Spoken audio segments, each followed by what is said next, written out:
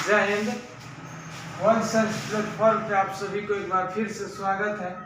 आज हम लोगों ने फिर से वही जोश वही उत्साह के साथ एक बहुत ही इम्पोर्टेंट ऑब्जेक्टिव लेकर के आए हैं, जिसका अभी हम लोगों ने डिटेल से डिस्कशन करेंगे।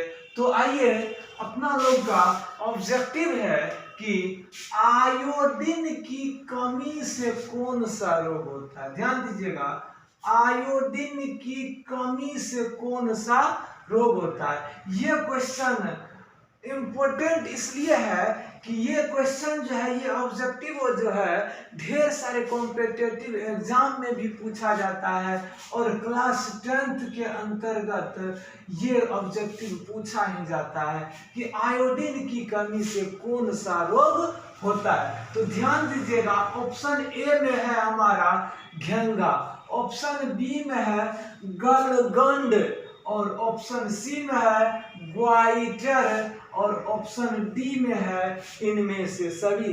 तो हमारे क्वेश्चन के हिसाब से होना चाहिए घेंगा, लेकिन ध्यान दीजिएगा, घेंघा को ही हम लोग गलगंड रोग भी कहते हैं, या घेंघा रोग को ही हम लोग ग्वाइटर रोग कहते हैं।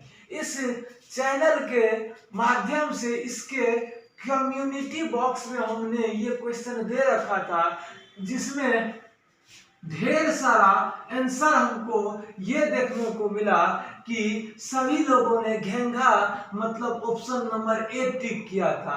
लेकिन इस क्वेश्चन का जो हमारा आंसर होगा ऑप्शन नंबर डी होगा, क्योंकि सबने रट रखा था कि आयोडीन की कमी से घेंघा रोग होता है। लेकिन ध्यान देने वाला बात यह है कि घेंघा रोग को गलगंड रोग या ग्वाइटर रोग भी कहा जाता है, इसीलिए इसका आंसर ये नहीं हो करके इनमें से सभी होगा, अन्यथा घेंघा, गलगंड, ग्वाइटर ये तीनों नाम एक ही नाम होगा, इसीलिए हमारा ऑप्शन हो जाएगा डी।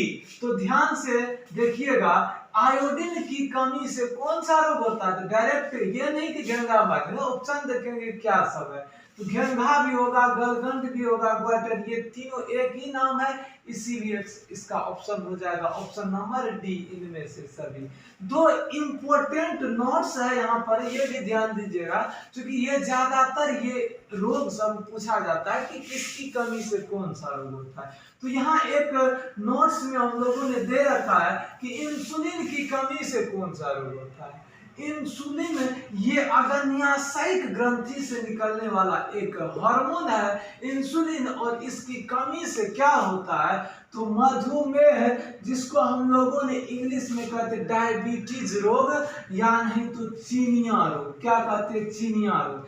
देखिए, इसका भी 3 गो नाम नहीं हो गया, एक मधुमेह, दूसरा डायबिटीज, तीसरा चीनिया रोग। गाँव समाज में मधुमेह कोई नहीं कहेगा, क्या कहता है? डायबिटीज हो गया। कहने का मतलब इंग्लिश ही बोलता है। तो ध्यान दीजिएगा, मधुमेह, डायबिटीज या चीनिया रोग, ये तीनों एक ही नाम हो गया, और ये रोग जो होता है यह इंसुलिन की कमी से होता है। और जब यह चीनिया, डायबिटीज या मधुमेह रोग होता है, तब शरीर में ग्लूकोज की मात्रा, शर्करा की मात्रा, या हम कह सकते हैं चीनी की मात्रा बढ़ जाता है, और यह मधुमेह रोग जो उत्पन्न होता है, ज्यादातर यह वृद्धावस्था में उत्पन्न होता है मधुमेह रोग। और ध्यान देने वाला बात यह भी है कि मधुमेह रोग जो होता है यह आनुवंशिक रोग भी होता है, जिसको जेनेटिक डिजीज कह सकते हैं। क्या कहते हैं? जेनेटिक डिजीज, मतलब आनुवंशिक रोग कहते हैं। एक और हमारा क्वेश्चन है कि खून की कमी से कौन सा रोग हो, तो या नहीं तो खून में होता है आरबीसी, तो ये भी हम कह सकते हैं खून की कमी या आरबीसी की कमी, या इस आरबीसी में होता है हीमोग्लोबिन, जिसके कारण खून का रंग होता है लाल। तो यदि हमसे पूछा जाए खून की कमी से होने वाला रोग, या पूछा जाए आरबीसी की कमी से होने वाला रोग, या पूछा जाए हीमोग्लोबिन की कमी से होने वाला रोग, तो इस रोग का नाम हो जाएगा एनीमिया। इस रोग का क्या नाम हो जाएगा? एनीमिया। कहने का मतलब एनीमिया एक रोग है जिसमें क्या होता है, खून की कमी हो जाती है या नहीं तो आरबीसी की कमी हो जाती है, और इसी आरबीसी में हीमोग्लोबिन होता है जिसके कारण खून का रंग लाल होता है। तो ये तीनों की कमी से एनीमिया रोग हो जाता है, और जब एनीमिया रोग होता है तो हमारा शरीर अस्वस्थ हो जाता है, हम लोग कमजोर हो जाते हैं, सही से काम नहीं कर पाते हैं, मेंटलिटी शिथिल हो जाता है, डीएक्टिव हो जाता है।